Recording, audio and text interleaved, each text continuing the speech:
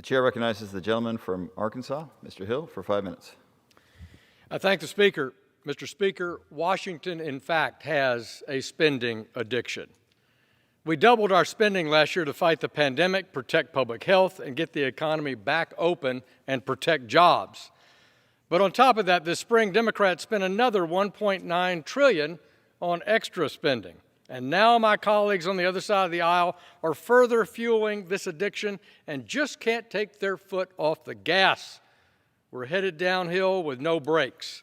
They continue to push forward with what amounts to an additional $5.5 trillion tax and spending spree that's nothing more than a Trojan horse filled with tax hikes for American families and a far-left progressive priority.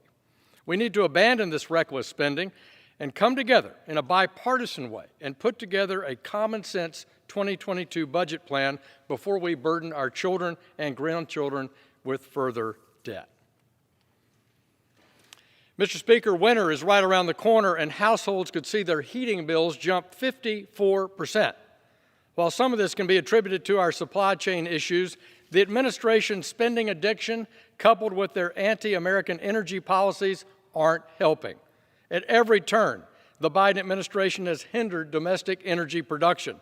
They halted construction on the Keystone XL pipeline, costing jobs in my home state of Arkansas and throughout the Midwest. They halted new oil and gas leasing on U.S. lands and waters, costing 1 million American jobs in the near term. And now they're pushing a heat your home tax in their tax and spending spree. Mr. Speaker, the holidays are around the corner, and Americans will unfortunately bear the burden of President Biden's ill-conceived anti-American energy policies.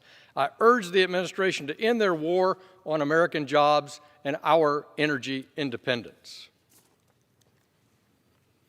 Mr. Speaker, today I rise and recognize Christy Brayfield, the 2021 Arkansas History Teacher of the Year. Mrs. Brayfield earned her bachelor and master's degree in education from Arkansas State University at Jonesboro and is currently working on her doctorate.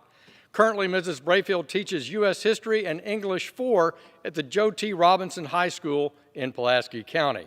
To those who know her, this award is no surprise.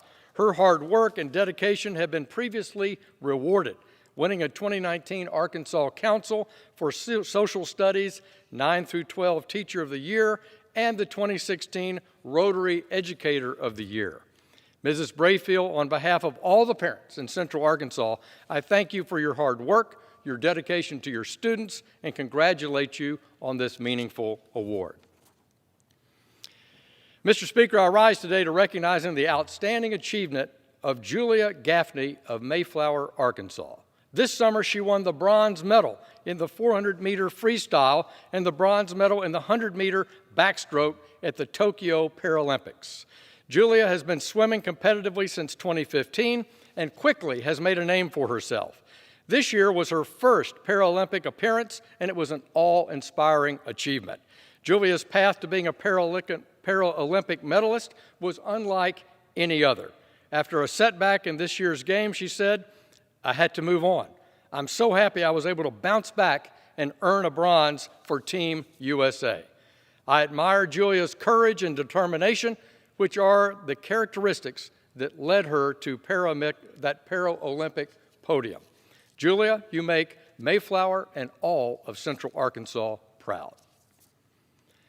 Mr. Speaker, I rise today to recognize the remarkable accomplishment of Fuller & Son Hardware for marking 100 years in business in Central Arkansas. Fuller & Son Hardware originally started as a feed store operated by Walter Pop Fuller at the corner of 28th and Arch in Little Rock in 1921. Over the past 100 years, Fuller & Son Hardware has weathered the storm of change. They've expanded to include hardware and added 5 locations in Central Arkansas. They're now launching an online shopping option. All that by remaining closed on Sundays. The founder said, "Some money just cost too much." Congratulations to the Centennial for Fuller & Sons Hardware. And with that, Mr. Speaker, I yield back the balance of my time.